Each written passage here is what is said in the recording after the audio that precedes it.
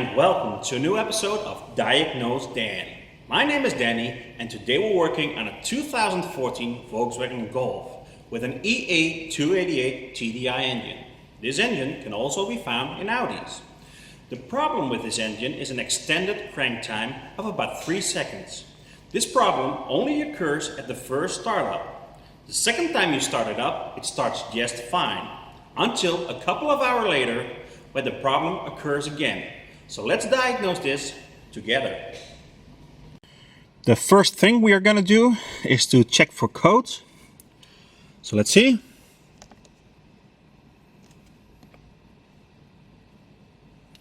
And no codes. With a diesel engine with an extended crank time and no fault codes, and actually the no fault codes doesn't make it any easier to diagnose. A big suspect is the fuel delivery system. What you would worry about is fuel pressure dropping over a period of time. So when you start the engine up, after a couple of hours, it first needs to build fuel pressure again, resulting in an extended crank time. Over here, we got our low pressure fuel side.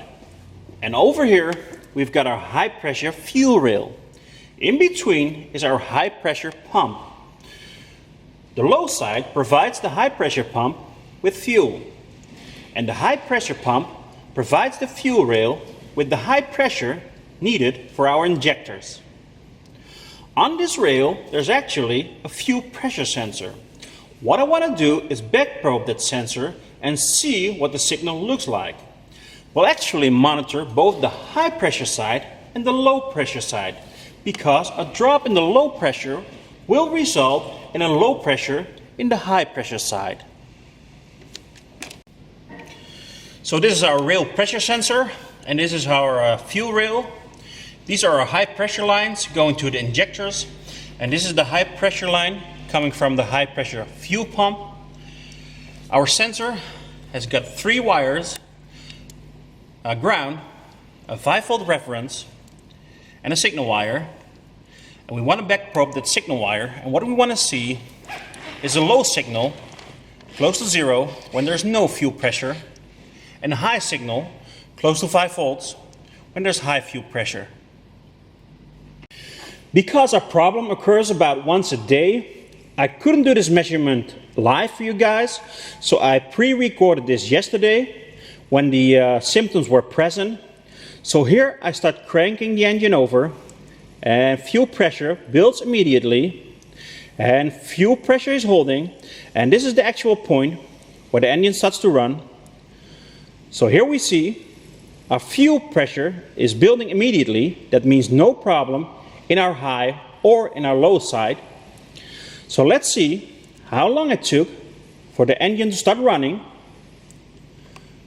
So let's throw some cursors in. Here's where I began to crank. And this is the actual point where the engine started to run. So let's see how long it took. It took about 3.6 seconds, and that is way too long. After the first measurement, I actually took a second measurement.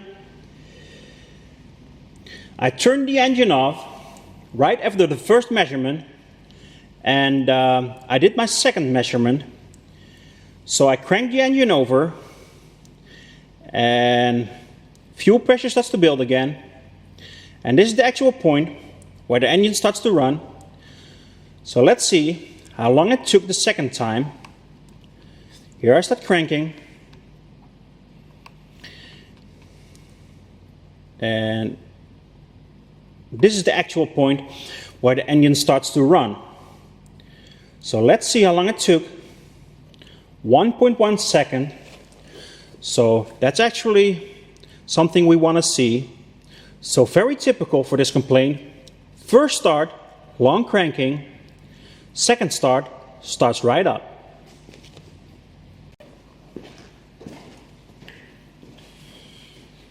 This car hasn't run all day. So what I want to do, I want to start the car and show you guys the symptoms. What would be an extended crank time of about 3.5 seconds. Because the symptoms only occur about once a day, I want to take the opportunity to check the timing of the car. So I connected the scope to the camshaft sensor and the crankshaft sensor. So let's see what it looks like.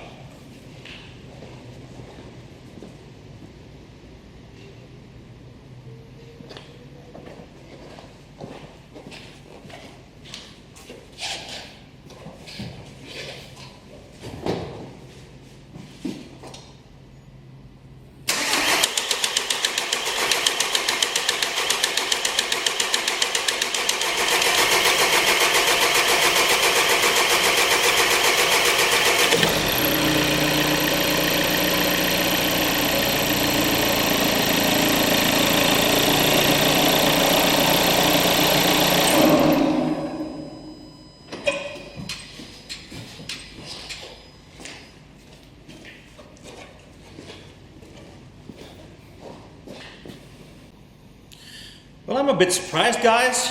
It took a lot longer than 3.5 seconds. Seems our symptoms are getting worse. But what I want to show you guys, that when this engine has run, the second time it starts right up. So let's see.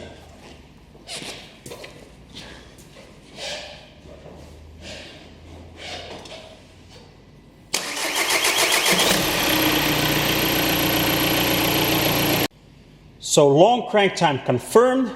It actually took a lot longer than I expected. Longer than the 3.5 seconds I had seen before. The second time it starts right up. Our symptoms are gone. We checked the fuel pressure at the high side. Fuel pressure was there. If the fuel pressure is there, no need to check the low side, because without pressure in the low side, there won't be any pressure in the high side. So when we started it up the first time, I connected the scope to the crank sensor and the cam sensor, and I made a recording. This is the actual recording I made. So let's zoom in a little bit, and let's take a point in time. Let's take this point over here. When we start cranking, let's zoom in a little bit more for more detail. And let's take this point and compare it to this point over here. Let's count the teeth. 1, 2, 3, 4, 5, 6, 7, 8, 9, 10, 11, 12. So let's zoom out. And let's go to a point a little bit further in time. Over here, take the same point again. And let's count again. 1, 2, 3, 4, 5, 6, 7, 8, 9, 10 this time. Let's zoom out. And let's go even further in time. Let's take this point. And let's count again. 1, 2, 3, 4, 5, 6, 7, 8, 9. Let's zoom out. And let's actually go to a point in time where the engine starts to run.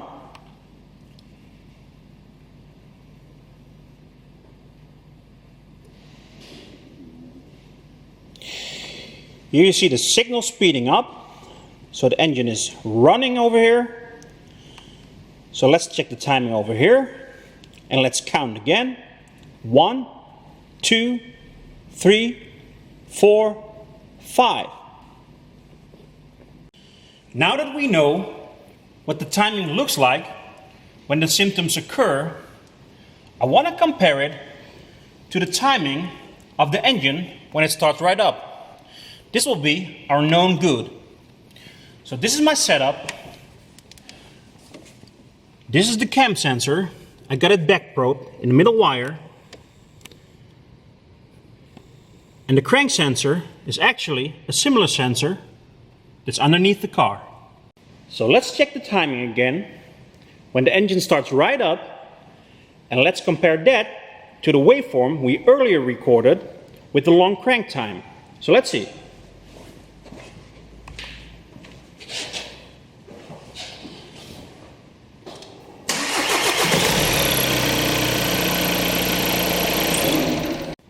So let's take a look at our recorded waveform. This is actually a waveform of the engine starting right up without any issues. So let's back up in time. This is actually the point where I shut the engine down. So let's back up even further. Let's go to the beginning. Okay. Here I started cranking. And here's actually the point when the engine starts to run. So let's focus on this point again. And let's count again. 1, 2, 3, 4. So this is what the timing looks like when there is no problem. And we can actually see, let's zoom out again.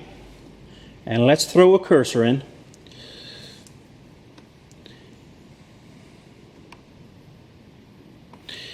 This is where I start cranking. And this is where the engine starts to run. And it actually took under a second.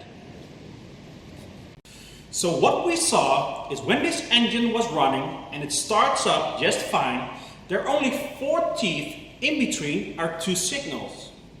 And what we also saw is when this engine doesn't run for a couple of hours, we have a long crank time, and when we check the timing, there are 12 teeth in between our 2 signals. So when this engine is not running for a couple of hours, the timing will actually change. So what we know is when this engine is running fine and it starts right up, there are only 4 teeth in between our 2 signals. But when we leave this engine overnight and we start it up tomorrow morning, there are actually 12 teeth in between our signals. So something is causing a timing change overnight. So we've got a timing belt. Could that be our issue? Well, I don't think so. Because if we had a timing belt issue, it wouldn't get better the second time we started it. So look at the back. We actually have a Vvt system. So at this point, this is our biggest suspect. You can see I removed the air filter housing for easier access to our Vvt system. What this Vvt system does is actually change the timing of our camshaft, and it does this by oil pressure. There's a solenoid in front of here actually controlling the flow of oil to the Vvt gear. And what I think it should do is when you shut the engine off, this assembly should hold its oil pressure so the timing doesn't change. So when you start it up in the morning, it's at the correct setting and the engine will run immediately. So what I think is happening, there's a small oil leak, an internal leak inside this assembly, and when we leave it overnight, the oil pressure will actually drain and the timing will change. So when we start it up in the morning, it will actually first has to build oil pressure again. And that's actually what we saw at our waveform when we had the long crank time. At first, we had 12 teeth in between our signals. And then we had like 10, 9 and 8. And when the engine actually started running, it was 5 or 4 teeth. So what I want to do is tear this Vvt system apart and see if we can find anything wrong with it.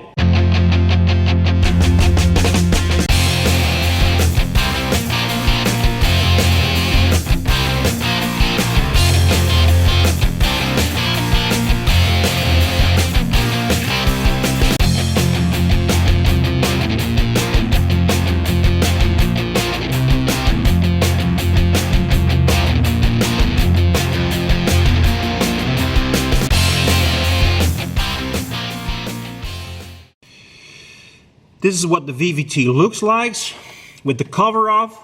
There's a bolt holding the Vvt gear down, and there's actually a valve in the middle which controls the flow of oil. And when I touched this for the very first time, it actually looked like it was sticking.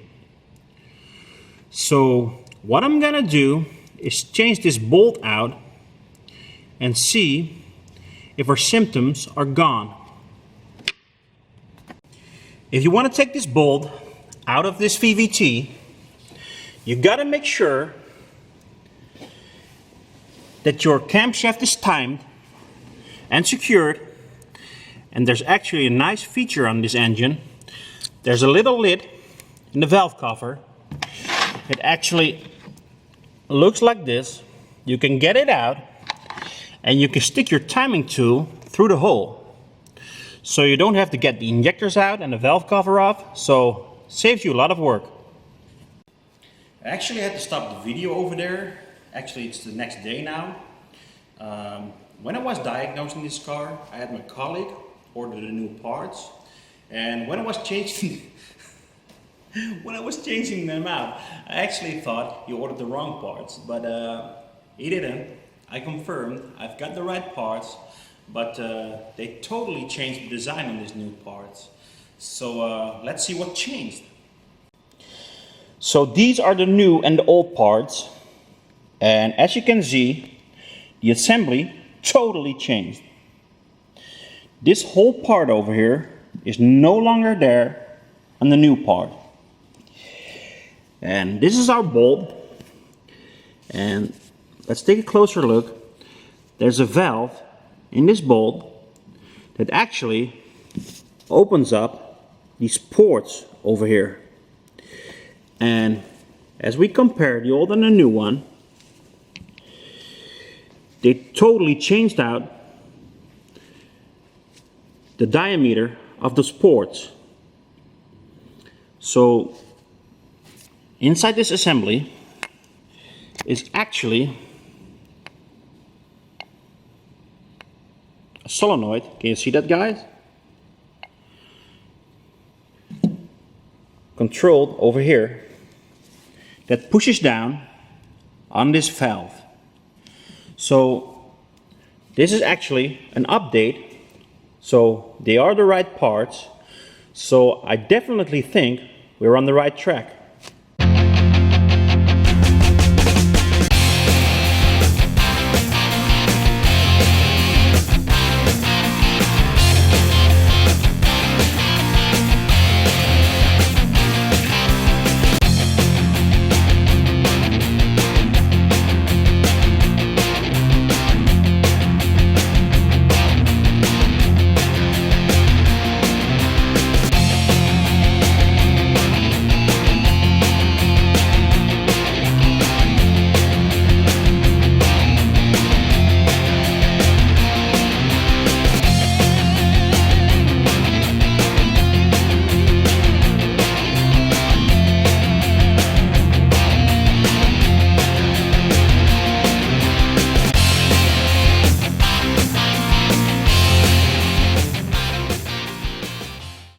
So this is what it looks like with the new part installed.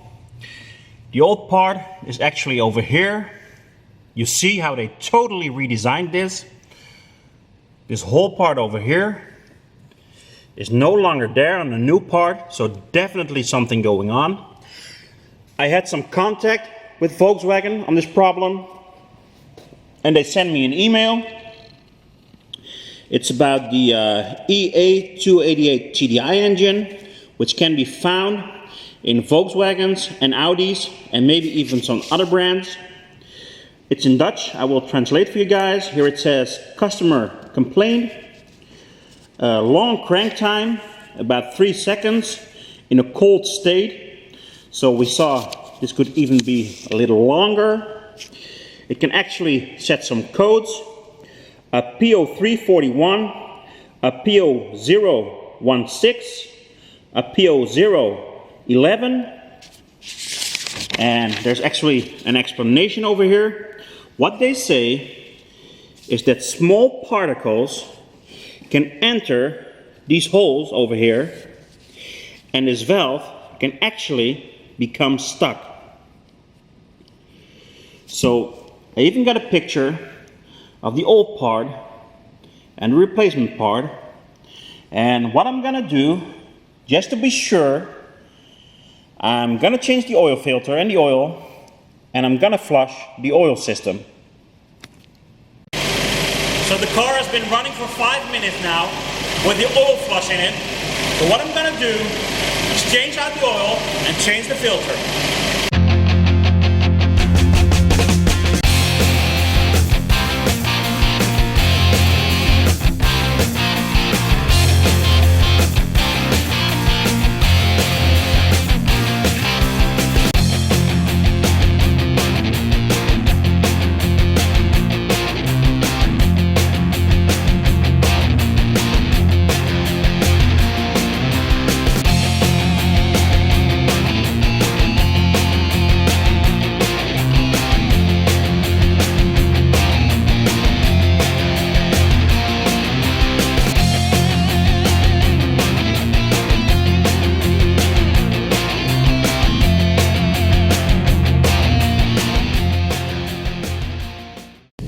So I did an oil flush and I changed the oil filter out, and we're actually gonna do a test drive. And what are we gonna do? Tomorrow morning I will leave the car overnight after this test drive. I'm gonna start it up and show you guys if the car was actually fixed. This GTE engine, what it's called, is actually the diesel equivalent of a GTI. So it's a very fast diesel. So let's see. Well, it actually runs very nice. So what I'm gonna do is film the startup tomorrow. So see you guys tomorrow morning. So it's the next day. The car's been sitting all night. Nobody touched it since we left the shop yesterday. It's actually my day off, but I came back to the shop to conclude this video and to see if we have fixed this Volkswagen before it returns to his owner. Okay guys, Junior is gonna do us the honor. Did we or did we not fix this Volkswagen? Moment of truth. Okay, you can say it, son. DiagnoseDan fixed it again, guys. So me and Junior returning the car to the customer, and before you do that, always make sure you test drove the car. The symptoms are gone, there are no more codes, and in this case check for oil leaks. It's always better for you to find out if there's something wrong than when the customer does. We did all this car is fine, so returning it right now. And if you got a 2-liter TDI Volkswagen with a long crank time, or with the code P0341, a P0016, or a P0011, check this valve. I will actually put the part numbers in this video for the fix. So if you want to learn more, keep watching my videos and subscribe to my channel, and it will give you a notification each time I post a new video, and more free educational videos coming up. So guys, see you next time. Bye. Now that we know we know